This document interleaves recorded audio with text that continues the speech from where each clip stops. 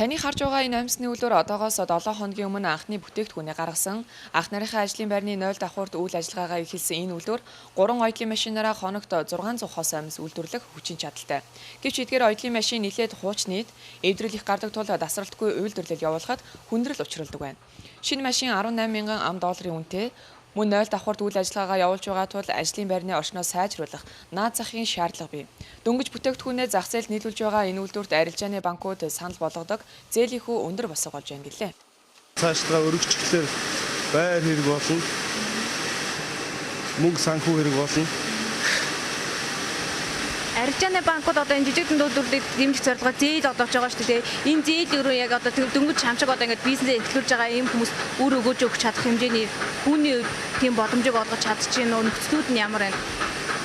Барьцсан өрөнгөд ч юм уу янз бүрийн шаардлагатай гэл багч та. Тэгээд зээлийнх нь хүмүүн жоохон бага дуун зүгээр л шүү. Бид нар ч гэсэн хурдан болсон. Угаасаа үндэсний үйлдвэрлэл юм чаа. Тэгээд сор амьс гээд үйлдвэр шинээр байгуулагдаж байгаа. Бүтээгдэхүүн үйлдвэрлэж байгаа ийм үйлдвэрүүдийг дэмжих бодлогыг Монгол банкнаас 2014 онд голлон анхаарахаа мэдгдсэн. Ингийн тулд юуны түрүүнд арилжааны банкуудын зээлийн хүүг бууруулах шаардлага бий. Зээлийн хүүгийн хэмжээнд нөлөөлдөг гол хүчин зүйл нь Монгол банкны бодлогын хүү.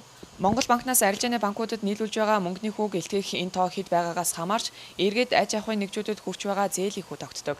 Энэ хүү өнөөдрийн байдлаар 10.5% байна. Одоогоор бодлогын хүү бол 10.51% байна.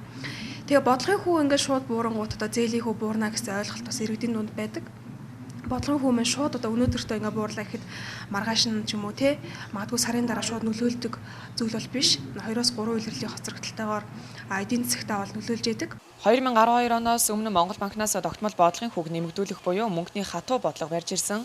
Харин тус банкны удирдлага солигдож мөнгөний зөөлөн бодлого барих болсон нь нааштай үр дүнгууд авчрах хандлагатай байна. Шинжээчдийн тооцоолж байгаагаар эх оны 2 дугаар улирлаас Монгол банкны бодлогын үр дүн иргэдэд мэдрэгдэх төлөвтэй байна. Үндэсний мэдээ хөтөлбөрт инх заяа мэдээллээ.